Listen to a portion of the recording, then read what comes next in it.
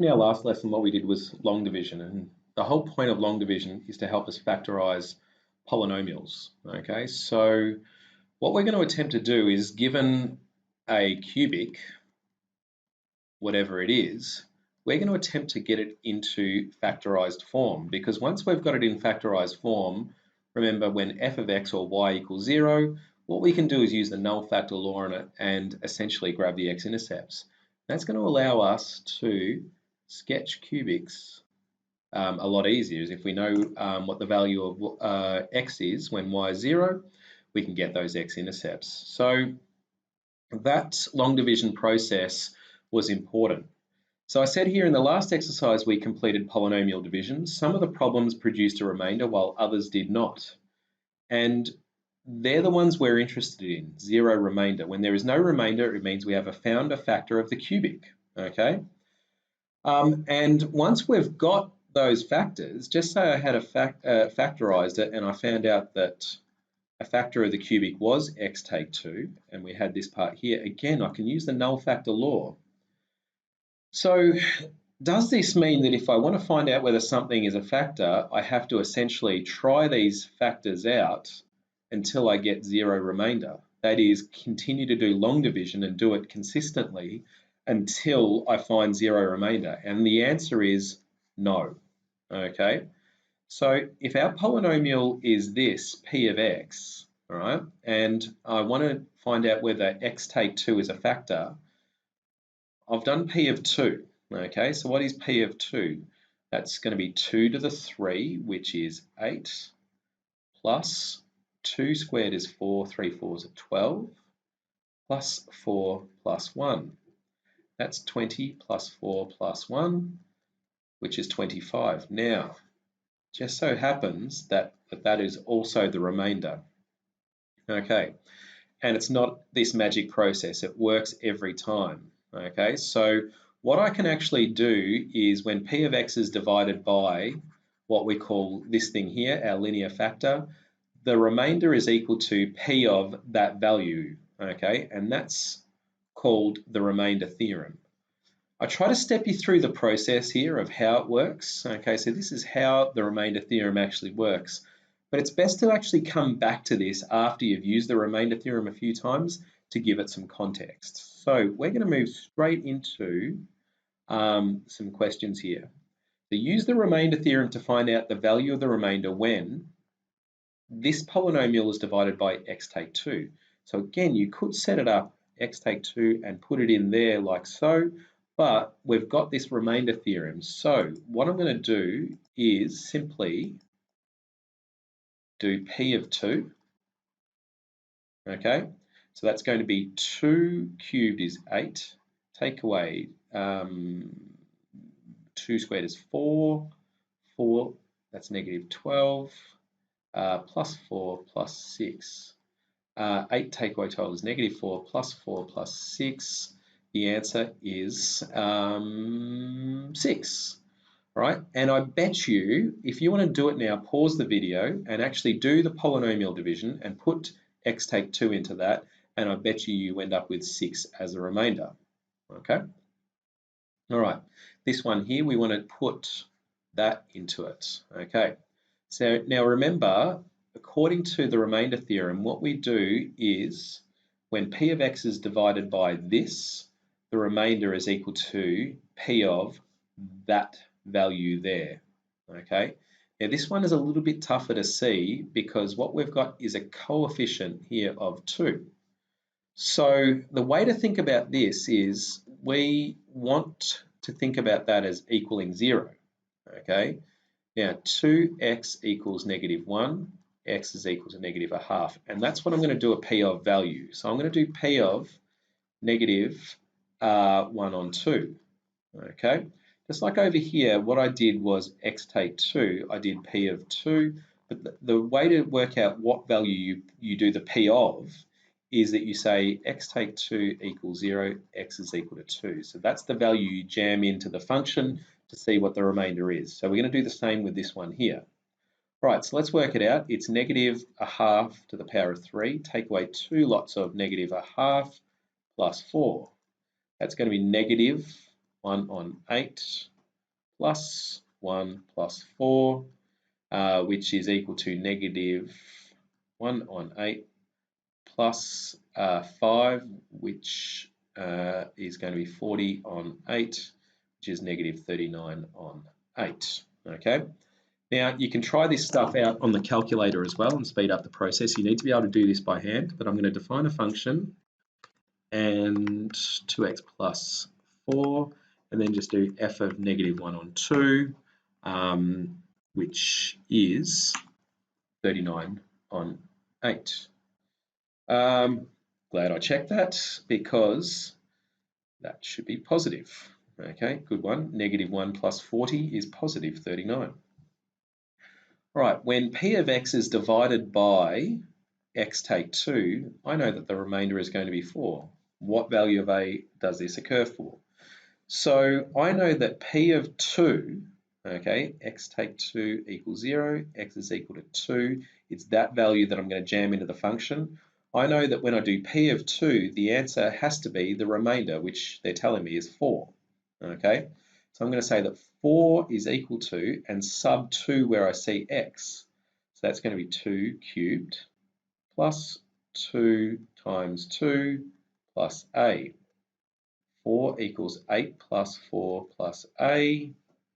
4 equals 12 plus a equals negative 8. Right, so I feel like that's right. I'm going to try that out on the calculator. Define f of x equals x cubed plus 2x, take 8, or the value of a there, I'm claiming to be 8. Now what should happen is when I do f of 2, the remainder, if this is correct, has to be 4. It is. All right, so using the remainder theorem, we can then go on to do the factor theorem. So this is what I do when I try to factorize a polynomial. So always begin by looking for a common factor. That is, for any function I get, try to just yank out a common factor. Use the factor theorem to find at least one linear factor. It's not a random process. Actually, that should say use the remainder theorem to find at least one linear factor. Divide it, okay, using long division or equating coefficients or synthetic division, and write p of x as a product of the linear factors. Okay. Note that for some cubics, the quadratic factor may not be able to be factorized. That is, the cubic will only have one linear factor. Let's find out what that means. So show that x plus 1 is a factor of this cubic and hence find other linear factors. So I'm going to say let p of x equal x cubed take 4x squared plus x plus 6. And then, remember, the way I find out what factor to do p of, I simply let x plus 1 equals 0, x equals negative 1. So I'm going to do p of negative 1. Now, what should happen is if it is a factor, then when I jam it into this, it will equal 0, i.e. the remainder theorem will tell me it's 0. So let's go negative 1, take 4, take 1 plus 6. That's negative 5, take 1 plus 6. Negative 6 plus 6 equals 0. Therefore, x take 1, or x plus 1, is a factor. So now I'm going to rewrite it. P of x equals x plus 1, okay, because that's a factor. And what I need to do is work out what it would be multiplied to get it to equal this. And that's essentially the reverse of, to find out that I'm going to put this number here into this to find out what the quotient is. So it's basically setting up long division.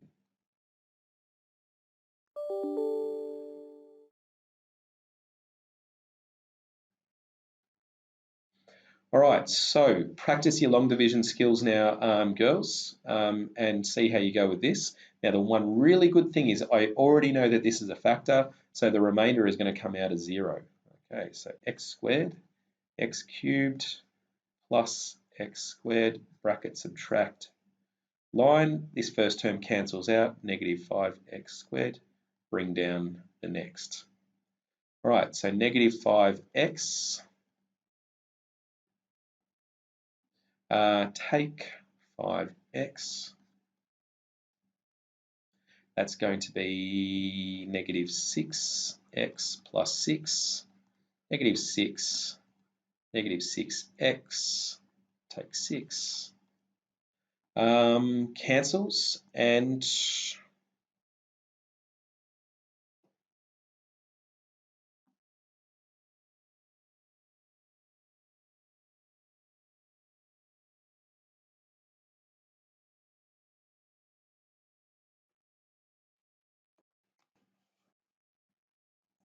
okay, so I was going to cancel this video, but I'm going to show you my stuff up. So let's do this here. So I know that I'm about to, so the reason you heard a deathly silence there for about 4 seconds is this would have successfully cancelled out the first term, but positive 6 take away negative 6 would give me 12, and I know the remainder has to be 0, so I know I've stuffed up the polynomial division somewhere. Right, so where is it? Well, it's over here. So I've got, when I remultiplied this, I should have written, that's correct. So I've got positive x take negative 5x. This should be positive. Therefore, this should be positive 6. Okay, so 6 times x will give me positive 6x. 6 times 1 will give me positive 6. They produce 0 and they produce 0. So you can see why it's good to know that this will come out as 0. So I'm going to write it as p of x equals x plus 1, x squared, take 5x, plus 6. And this is now just a standard quadratic. So what I'll do is use the cross method on that. That's 3, that's 2, x, and they both are negative. And I'm going to write p of x equals x plus 1, x take 3, x take 2. So you saw a good bit of problem solving there of when you don't get or you're starting to get a remainder when you know you shouldn't be, you can track back through that long div there to find out where your mistake might have been. All right, so this part of the question here is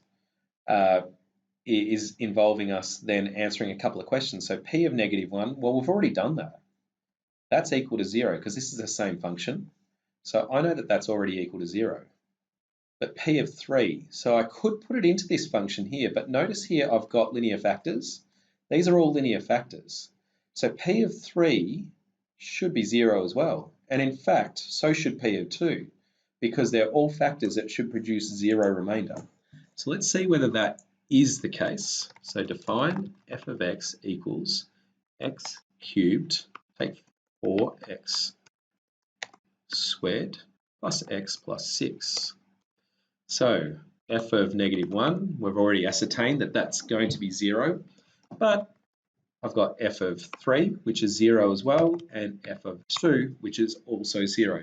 So that's basically saying that if I put x take 3 into the function, I'll get 0 remainder, i.e. that it is a factor. All right, so here we go. Let's try this particular case here. Okay, so x cubed take away 2x squared, take away 5x plus 6. All right, so I'm going to say let p of x equal x cubed take 2x squared, take 5x plus 6. All right, so notice that they haven't told us what a linear factor might be. Well, we're on our own, but the linear factor is always going to be a factor of 6, okay? Now, the reason I know that is because when I factorize it, we're going to have x times x squared, if I remultiplied it, is going to give us this cube term. And this last term here is going to be like, if this was negative 1, this would be negative 6. Negative 1 times negative 6 will give me that positive 6. So I always choose, or when I choose values to p of, what I'm going to do is always choose a value that's a factor of this last term. So I'm going to try p of 1 first of all. Okay, it might work, it might not, but let's find out. 1 take away 2 take away 5 plus 6. That's going to be negative 1. Take 5 is negative 6 plus 6 is equal to 0. Now that is a little bit of a fluke. Okay, so sometimes when you choose a value to p of, you'll get a remainder. Okay, and that just means that it's not a linear factor, but I've fluked a linear factor first time up. So if P of 1 gives us 0 remainder, that I know that therefore x take 1 is a factor, okay? Because remember, that would be the linear factor, that would be that I would try P of 1 to show that that was a linear factor. Okay, so now that I know that that's a factor, I can simply use my long division process now to work it out. X cubed take 2, x squared take 5, x plus 6. All right. Take away 2, no, take away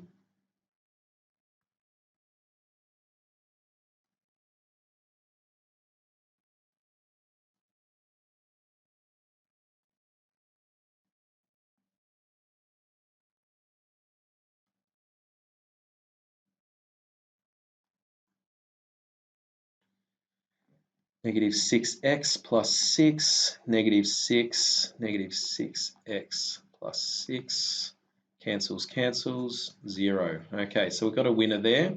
So P of x can be written also as x take 1 multiplied by this quadratic here. And then we can factorize this quadratic, hopefully, which is going to be 6 and 1, and no, 3 and 2, x. That's got to be negative. That looks good.